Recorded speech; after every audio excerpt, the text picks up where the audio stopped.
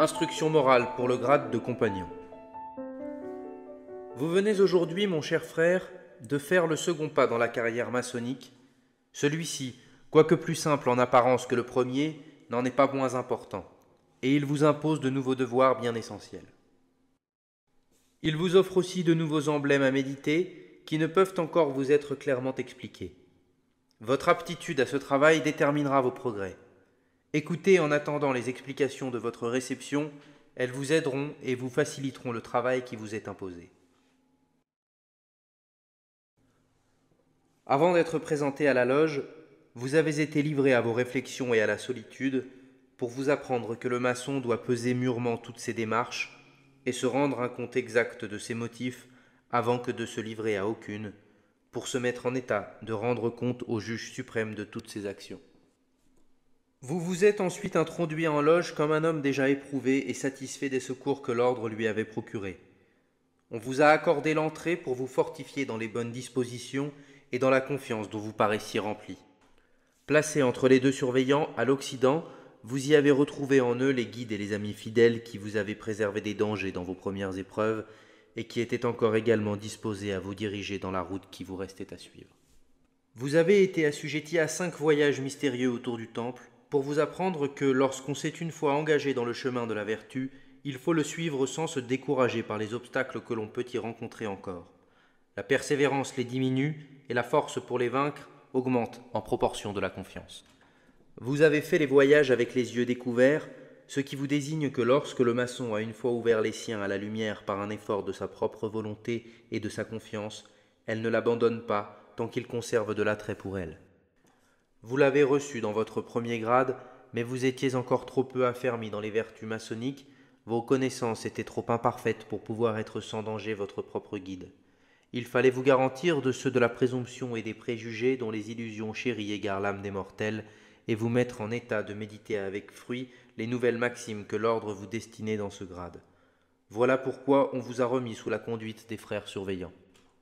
L'unique objet de votre premier grade a été de vous exciter vivement à travailler à l'amélioration de votre être.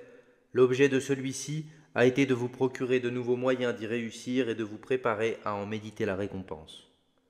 Mais le plus sûr de ces moyens, c'est d'apprendre par une étude sévère et approfondie à se connaître soi-même. Comment, en effet, pourriez-vous parvenir à faire des progrès assurés dans la recherche de la vérité si vous n'étudiez votre propre nature, vos rapports avec les autres êtres, vos passions et vos défauts?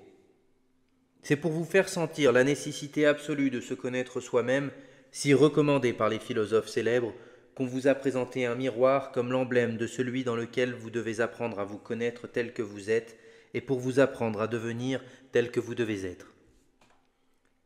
Dans votre premier grade, vous avez monté les 3 premières marches du temple. Dans celui-ci, vous en avez monté 5, et quoique vous n'ayez pas pu encore parvenir au dernier palier, ce succès est cependant un grand motif d'encouragement à la persévérance. Ne vous rebutez donc pas par les obstacles qui vous restent à surmonter pour parvenir à contempler de plus près l'étoile flamboyante qui en éclaire le centre. Elle a déjà commencé à se montrer à vous, vous avez pu y discerner la lettre G qu'elle renferme. Osez la prendre pour votre guide, et sa lumière ne vous trompera pas. Avant de vous introduire, on vous avait scrupuleusement examiné, et on vous avait demandé si vos maîtres étaient contents de votre travail, pour vous faire connaître que l'ordre n'accorde de nouvelles faveurs qu'à ceux qui prouvent avoir bien profité des conseils et des instructions qui leur a été données, et qui, par leur docilité envers leurs supérieurs, ont mérité leur bienveillance. Mais on a exigé aussi de vous un nouvel engagement et la confirmation des précédents, pour vous faire sentir que, sans une persévérance à toute épreuve dans la pratique des devoirs et des préceptes que vous avez promis volontairement d'observer, vous ne devez espérer aucun succès.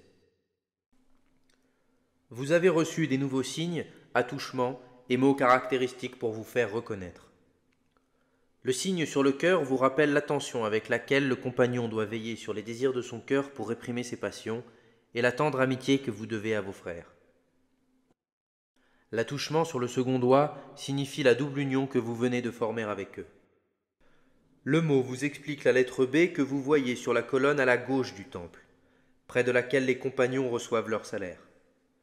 Pratiquez fidèlement ce qui vous est exprimé par ce mot qui signifie « Le Seigneur est ma force » et vous pourrez dire avec raison qu'ayant reçu votre salaire, vous êtes content. Comme apprenti, vous aviez travaillé à la pierre brute et ce travail vous avait été expressément recommandé comme indispensable pour vous exciter à le faire avec fruit. On ne vous avait pas laissé ignorer que cette pierre est l'emblème de l'homme qui, depuis son enfance devenu l'esclave des passions et des préjugés, est comme brute et enseveli dans les ténèbres de l'ignorance, jusqu'à ce qu'une force active, secondée de celle de sa propre volonté, vienne l'aider à développer en lui le germe précieux qui est renfermé dans son âme. Comme compagnon, vous avez été admis à travailler sur la pierre cubique polie. Celle-ci est l'emblème de l'homme qui, commençant à se connaître, travaille avec fruit sous la direction de ses maîtres à acquérir la perfection dont son être est susceptible. Le guide que la loge vous a donné pour vous conduire de la pierre brute à la pierre cubique polie et qui vous a appris à la travailler figure cette force active et bienfaisante qui préside à votre éducation et favorise vos efforts.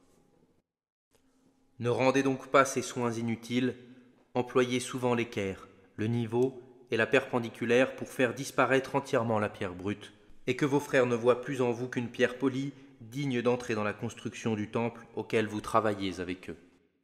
Venez donc souvent vous ranger sous la colonne de votre grade, rendez-y les maîtres témoins de vos progrès, qu'ils vous voient pratiquer constamment toutes les vertus qui vous sont désignées par les 7 marches qui conduisent au temple, et fuir sans relâche les vices qui vous en interdiraient à jamais l'entrée.